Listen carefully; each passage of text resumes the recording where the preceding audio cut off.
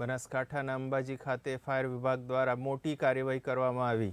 આ કાર્યવાહી અંતર્ગત અંબાજીની અમુક હોટેલ અને રિસોર્ટ સીલ કરવામાં આવ્યા। આ સંદર્ભે શનિવારે અને આજે સોમવારે ફાયર વિભાગ દ્વારા સ્થળ ઉપર જઈને એનઓસી ચેક કરવામાં આવી હતી, જેને લઈને અંબાજીના હોટેલ માલિકોમાં ફફડાટ ફેલાઈ ગયો હતો અને 2 દિવસમાં 11થી વધુ હોટેલ્સ અને ધર્મશાળાઓ સીલ કરાઈ।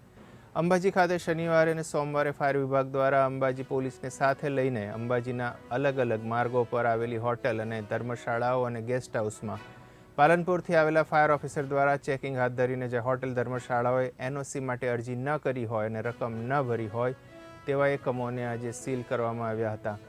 શનિવારે 5 એકમોને અને સોમવારે 6 એકમોને સીલ કરાયા હતા। ફાયર વિભાગ દ્વારા ઇસ્કોન અંબે વેલીને પણ સીલ કરવામાં આવ્યું। ત્યારે આ મામલે અમુક હોટેલ માલિકોએ આ કાર્યવાહીને લઈને પોતાની વ્યથા જણાવી અને તંત્ર તરફથી મળેલી નોટિસને લઈ તેનું પાલન કરવાની તૈયારીઓ ચાલી રહી છે। તે દરમિયાન આ કાર્યવાહી કરાતા હોટેલ માલિકોએ પોતાની વ્યથા ઠાલવી હતી।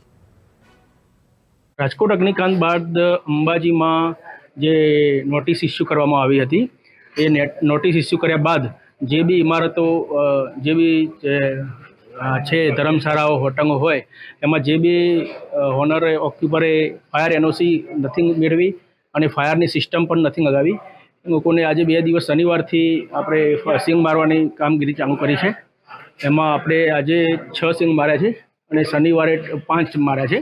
ટોટલ 6 ને 5 11 સિંગ માર્યા છે। કોઈ કેટલા મારવાના છે? ટોટલ આપણા જોડે 60 સમથિંગ આપણે નોટિસો ઇસ્યુ કરેલી છે।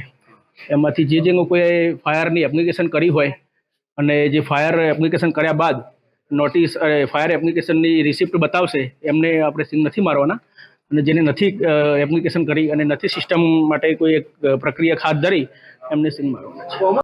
अपने आज से 3 महीने पहले नोटिस आई थी हमारे पास में कि भाई अपने ये आग का जो बनाव बना है राजकोट में, अब के सब जगह ये सब लगाने के हैं।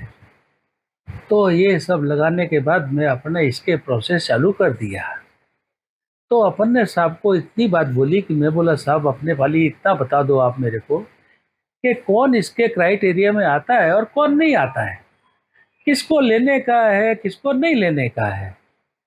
तो अभी जाके नियम मेरे को कल बताया है उन्होंने, कल ही जब इधर सील मारने आए कि भाई जिसका 500 मीटर से ज़्यादा कुल बांधकाम होएगा उसको ये इसकी ज़रूरत पड़ेगी, बाकी के की ज़रूरत इसको नहीं है।